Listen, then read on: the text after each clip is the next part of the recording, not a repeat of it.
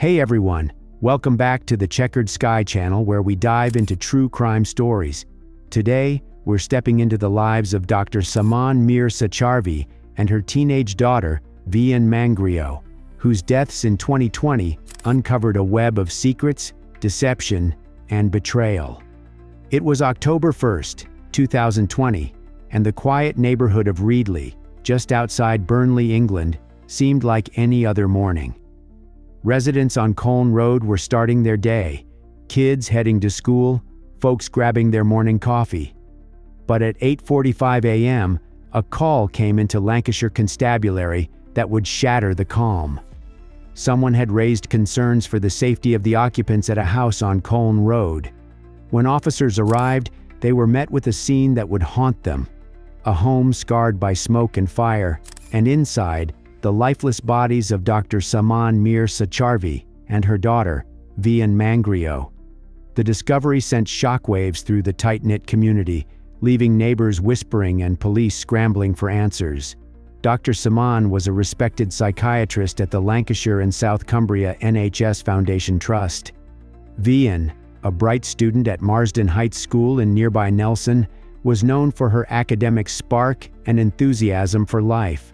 The two shared a close bond, living together in their Colne Road home, a place that should have been their sanctuary. But that morning, something had gone horribly wrong. The house showed signs of a fire, smoke stains on the walls, charred furniture. But the flames hadn't consumed everything. Investigators noted something else. Strange messages scrawled on the walls, cryptic phrases like, "My mom is evil," and "This is a COVID house." Were these clues to what happened, or something more sinister? The police launched a full-scale investigation, cordoning off the house as forensic teams combed through the wreckage. The scene raised immediate questions. Was this a targeted act? Did the fire start accidentally, or was it set to hide something? And what about those eerie messages on the walls? Detectives began interviewing neighbors, asking if anyone had seen anything unusual in the days leading up to the tragedy. Had Saman or Vian mentioned any trouble? Did they have enemies? Or was there tension in their lives that no one knew about? Someone out there knew what happened, and detectives were determined to find them. Who could have targeted this beloved doctor and her bright, promising daughter? To understand the weight of this true crime tragedy, let's take a moment to know Saman and Vian, who they were, where they came from, and the lives they built in the UK. Dr. Saman Mir Sacharvi was a woman of compassion and intellect, born in Pakistan to a close-knit family. The eldest child and only daughter of her parents, now in their 80s, she was described by her brother, Mir Saad Hussain, as the apple of their eye, cherished for her ambition and warmth. From a young age, Saman excelled academically, driven by a passion for helping others. She pursued a career in medicine, specializing in psychiatry, and her dedication to mental health defined her professional life.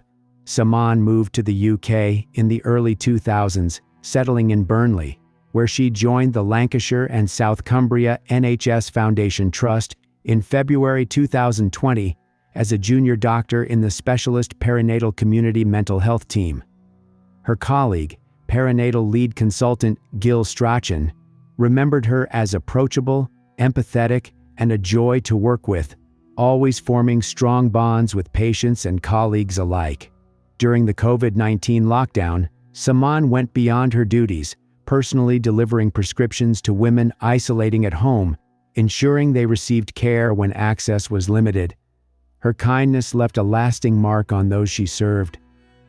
Vian Mangrio, Saman's daughter, attended Marsden Heights Community College in Nelson, where she shone as an outstanding student. Her head teacher, Alison Littlewood, praised her as having a rare blend of academic talent and enthusiasm for school life. Vian loved art, as her father, Ali Mangrio, who lives in Doha, Qatar, after divorcing Saman in 2012, was proud to say. Her father recalled her as a loving, caring young girl, loved by everyone, whose loss left his life miserable, and without purpose. As police pieced together the relationships and routines of this beloved mother and daughter, a critical moment in the case came into focus. The morning of October 1st, 2020, when their bodies were discovered, setting the stage for a complex true crime investigation that would unravel a chilling sequence of events. It was just before 8:45 a.m. when Lancashire Constabulary received a call raising concerns for the safety of the occupants at a semi-detached house on Colne Road. Officers arrived swiftly at the address, a quiet street lined with modest homes where Saman and Vian had built their lives. The scene that greeted them was far from the peaceful suburban morning they might have expected. Inside the house, the atmosphere was heavy with the aftermath of a fire. Smoke stains marred the walls, and charred furniture hinted at a blaze that had been extinguished or failed to spread. The officers moved cautiously. Upstairs, in the front bedroom, they found Dr. Saman Mir Sacharvi's body. She lay lifeless, her body showing signs of a violent struggle.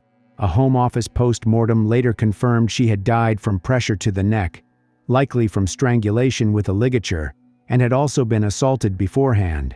The upstairs area showed attempts to set a fire, though it hadn't taken hold, leaving Saman's body partially spared from the flames. Downstairs, in the lounge, the scene was even more devastating. Vian Mangrio's body was found, severely burned, making immediate identification difficult. The intensity of the fire in the lounge suggested a deliberate act, with flames having consumed much of the area around her. A woolen item was found draped around her neck and in her mouth, and bruising inside her throat pointed to asphyxiation as the likely cause of death, though the extent of the fire damage complicated the pathologist's findings. The contrast between the two scenes, Saman upstairs, Vian downstairs, raised immediate questions. Why were their bodies in different parts of the house?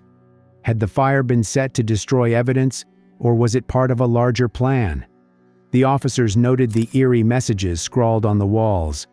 "My mom is evil," "This is a COVID house," and "Help me." These phrases, written in what appeared to be an attempt to mislead, added a layer of mystery.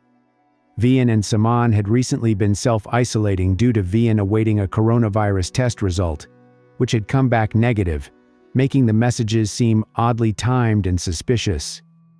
The discovery prompted an immediate response.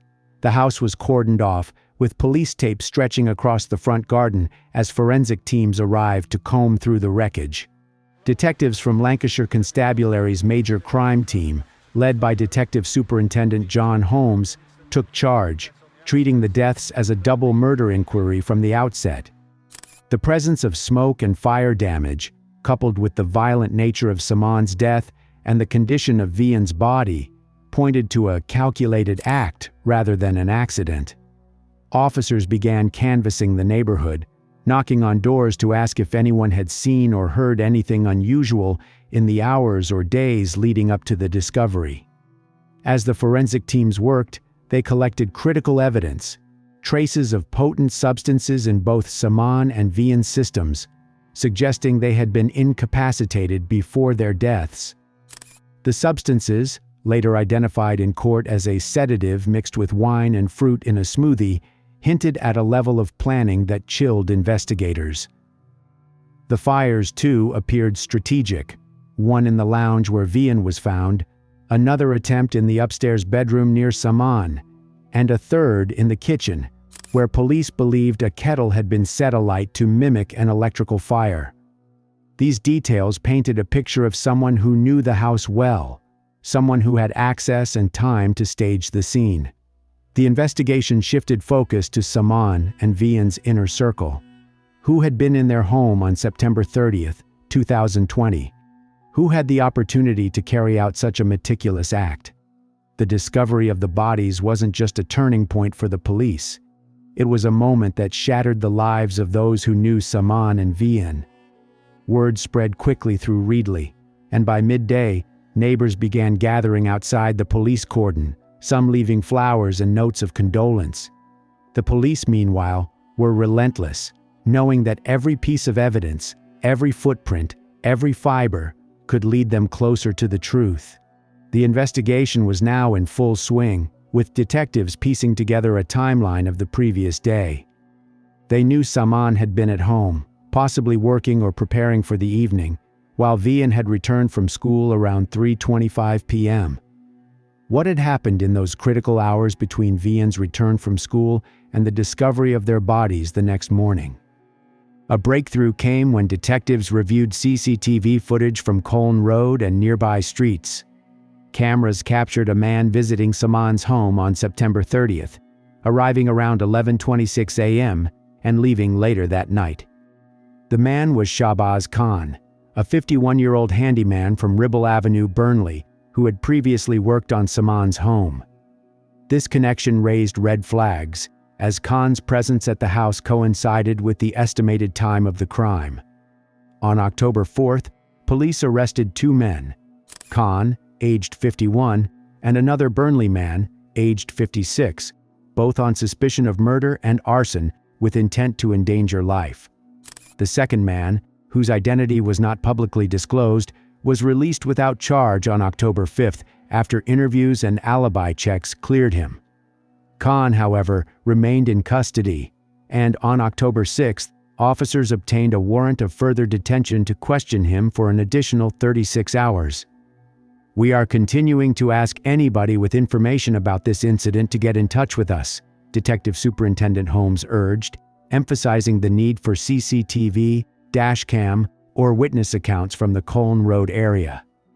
The focus on Khan intensified when police searched his Ribble Avenue home and found Saman's jewelry hidden in the loft, a discovery that suggested more than a casual connection to the victims.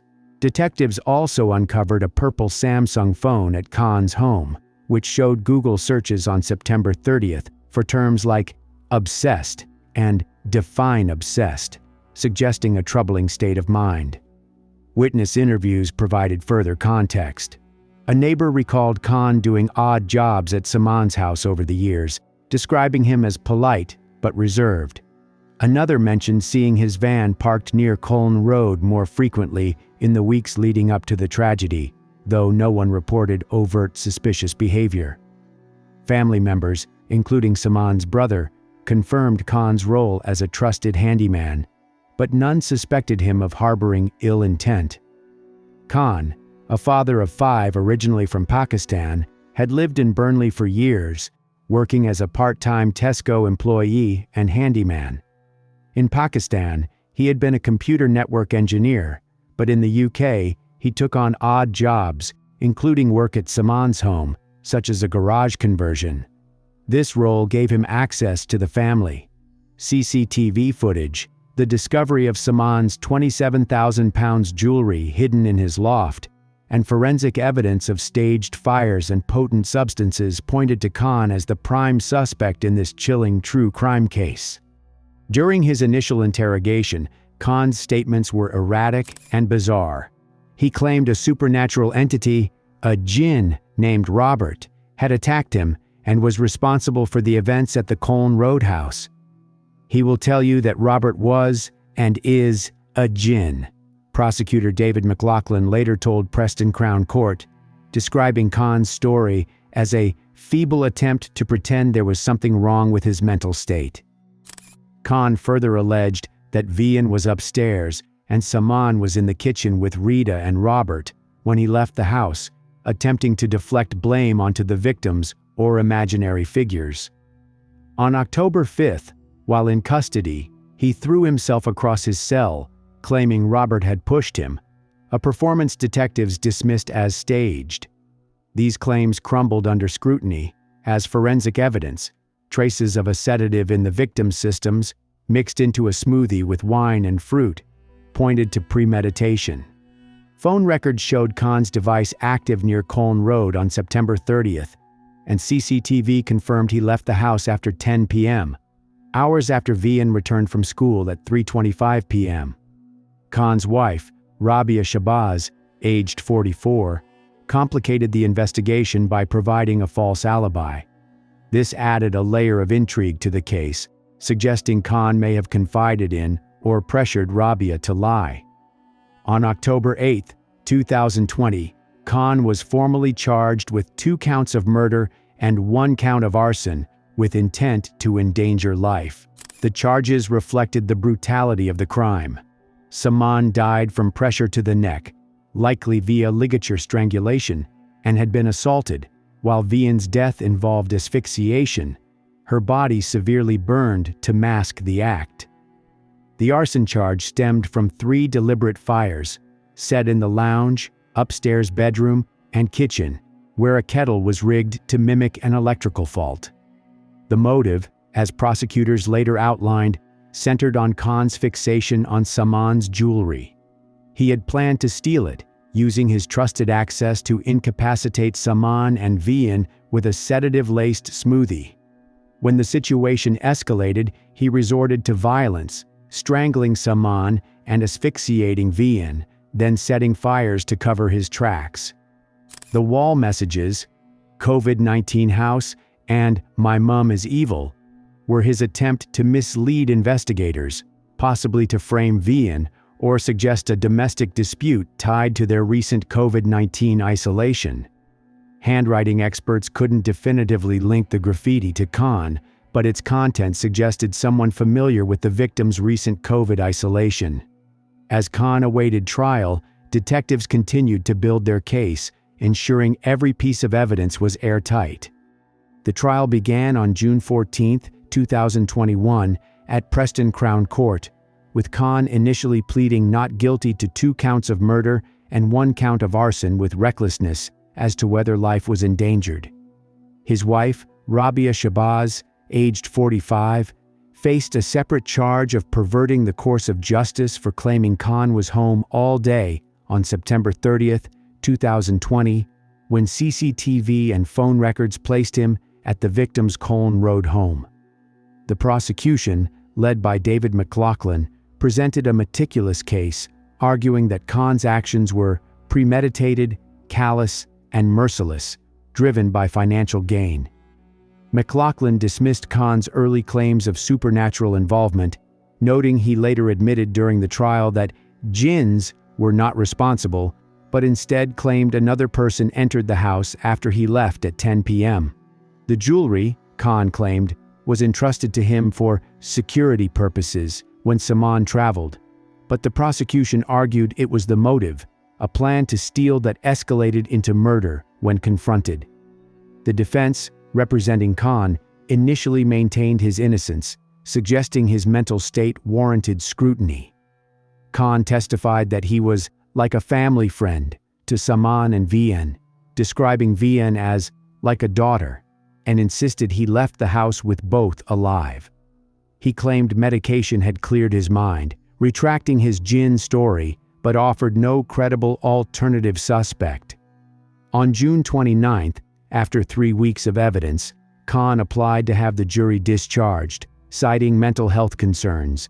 But Mr. Justice Goss rejected this, observing, "I have been watching the defendant very carefully throughout this trial.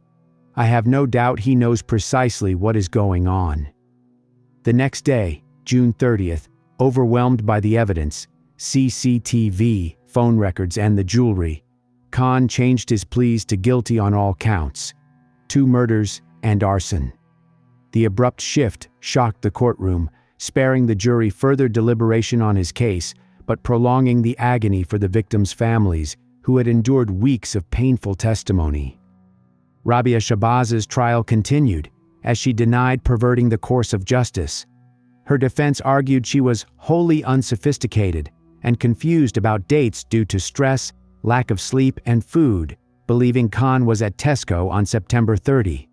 The prosecution countered that her false statement, given the day after Colne's arrest, was a deliberate lie to protect him, contradicted by CCTV evidence.